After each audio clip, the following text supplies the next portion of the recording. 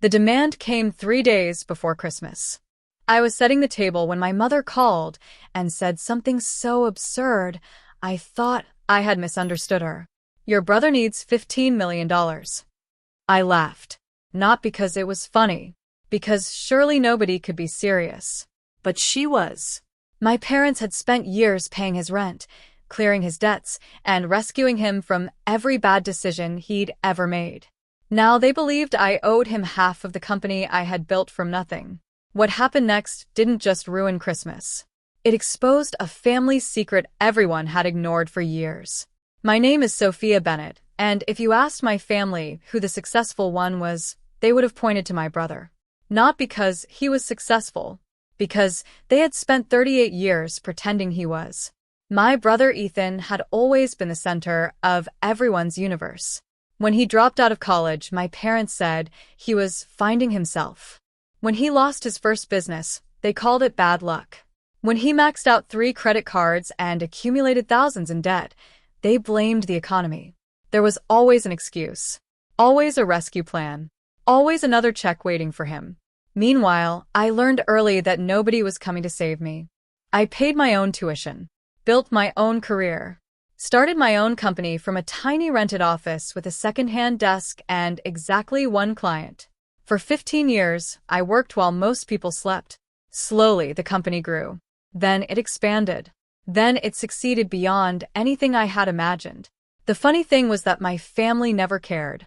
They never asked what I did, never asked how the business was growing, never asked how many employees I had.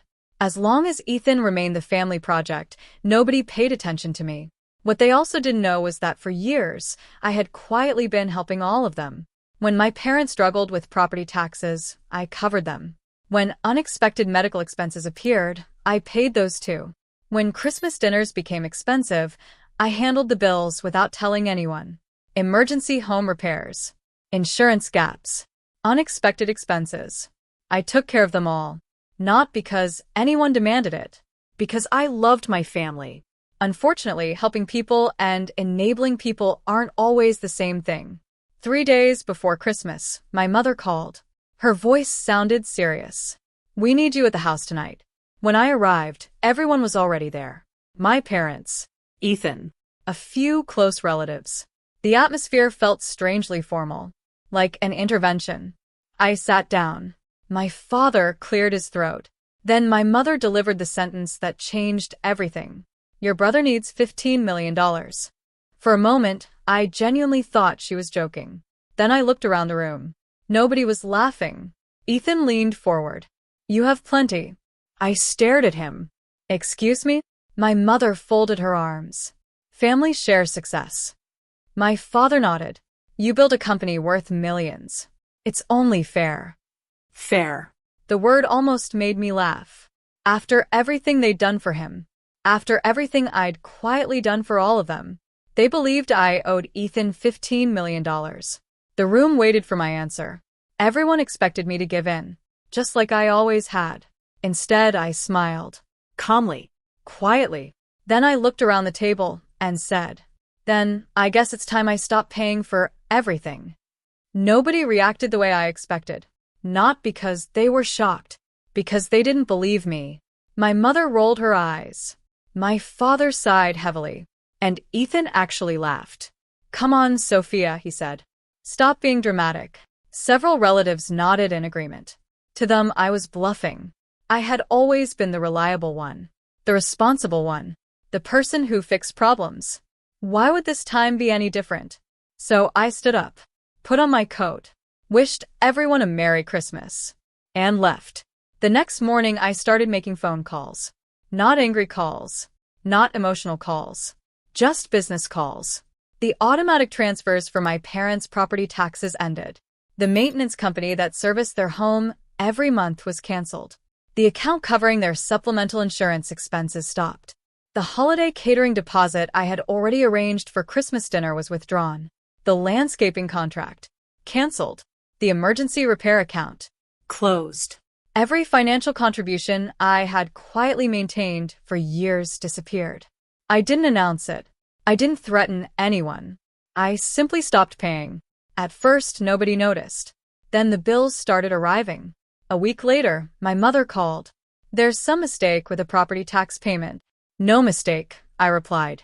Silence. Then she quickly changed the subject. A few days later, my father called. "The furnace service company says our account was closed." "That's correct." Another long silence. By New Year's Day, confusion had turned into concern. By the second week of January, concern had become panic. One by one, my relatives started discovering how many expenses I had been covering. My aunt called. "You've been paying for your parents' maintenance contract all these years?" My cousin was stunned when he learned I had funded several family holiday gatherings. Even Ethan looked confused. Apparently, he genuinely believed my parents were paying for everything themselves. Then reality started reaching him too. His latest business venture collapsed. Again. His creditors were calling. Again. And now the family safety net wasn't functioning the way it always had. 3 weeks after Christmas, my parents demanded another family meeting. This time the mood was very different.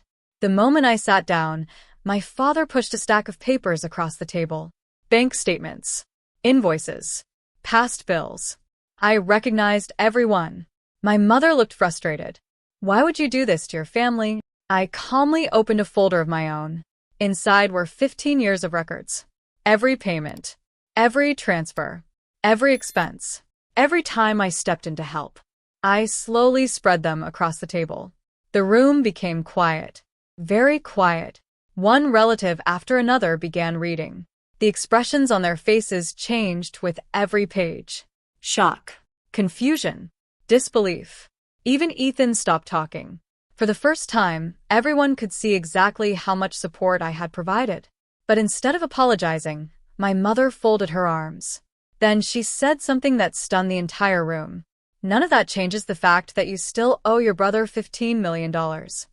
For a moment, nobody spoke. My mother's statement hung in the air like something nobody quite knew how to respond to. Even Ethan looked uncomfortable. I slowly closed the folder in front of me. Then I looked around the room. At my parents. At my relatives. At my brother.